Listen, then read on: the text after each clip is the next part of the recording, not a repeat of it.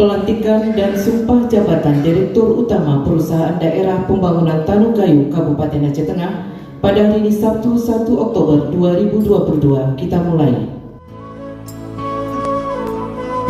Dengan mengucapkan Bismillahirrahmanirrahim, kami Bupati Aceh Tengah secara resmi melantik saudara dalam jabatan Direktur Utama Perusahaan Daerah Pembangunan Tanukayu Kabupaten Aceh Tengah periode 2022-2027.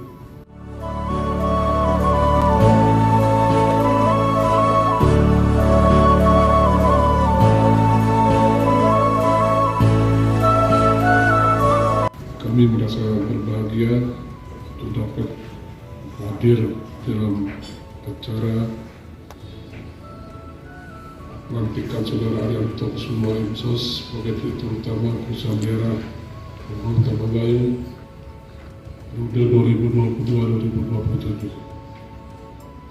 Seiring dengan pelantikan hari ini juga terselip harapan seluruh masyarakat Aceh Tengah yang sangat besar adanya perubahan lebih baik terhadap tata kelola